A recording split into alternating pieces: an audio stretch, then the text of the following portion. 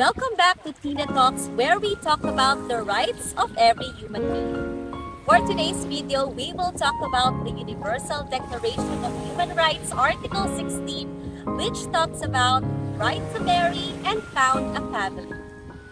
Universal Declaration of Human Rights, Article 16. Right to marry and found a family.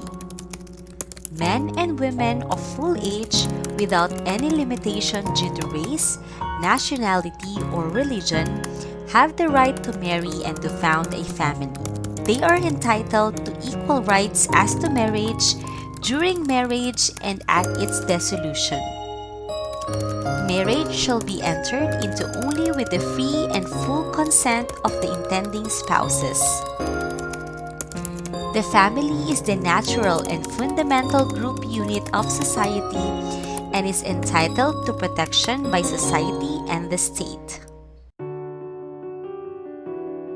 Ang mga tao ay nagpapakasal o nag-aasawa dahil sa maraming mga kadahilanan. At ang mga ito ay maaaring mag-iba depende sa kanilang personal na sitwasyon at karanasan. Narito ang ilan sa mga pangunahing rason. Pag-ibig at pagmamahal. Pagpaplano ng pamilya. Kultural o panlipunang pagpapahalaga. Seguridad at katatagan. Emosyonal na suporta. Relihiyon o pananampalataya. Sosyal na aspeto at personal na pag-unlad. Ang mga nabanggit na rason ay ilan lamang sa maraming dahilan kung bakit ang mga tao ay nagpapakasal o nag-aasawa. Karaniwan, ito ay isang kombinasyon ng iba't ibang mga kadahilanan na nagtutulak sa kanila na pumasok sa isang kasal.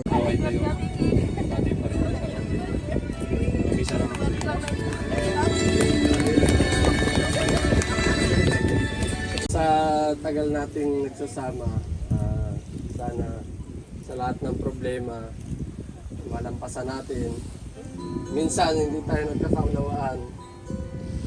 Sana kapit lang.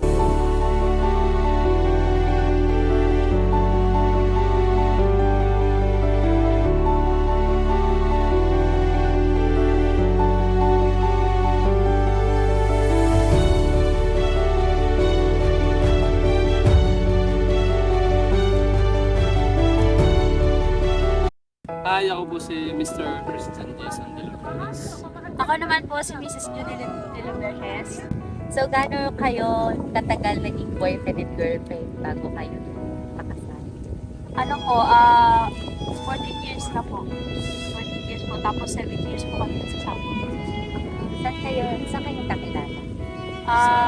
Sa school po, sa San Jose. Magkaklase po kami nung first year high school. Klase kami. Tapos, pagka second year po,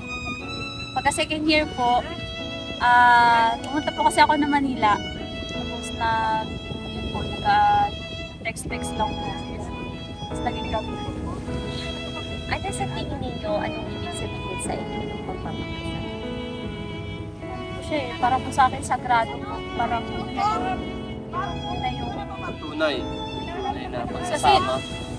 sa 7 years po namin nagsasama, parang hindi mo po masasabi na legal kayo. Basta wala kayo. Although nagsasama naman po kayo na matagal, pero iba po talaga kapag may inasal kayo kasi masasabi na legal na may blessing na hindi lang po ng magulang, hindi na ibang tao. So finally, ano yung nakapagpa-decide sa inyo na magpakasal na tayo? Sa akin, para sa akin lang po sa akin po yung anak ko. Sa akin din sa anak. Kasi lumalaki niya anak namin. At least, paglaki niya, magkaisip man siya, alam niya na kasal na kami. Kumbaga, both parents na legal.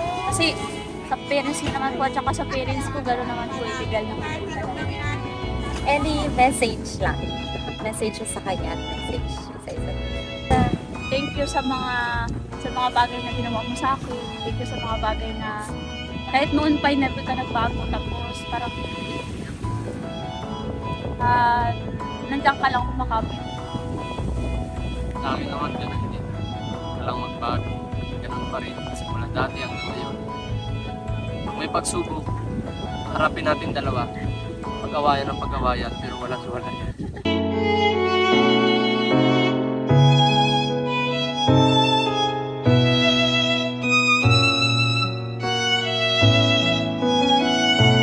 Isa lamang yan sa 30 karapatan ng bawat tao. Kaya naman, don't forget to like and subscribe Tina Talks as we talk more about our human rights. At gaya na aking laging paalala, alamin mo ang iyong karapatan at maging mabuti sa iyong kapwa.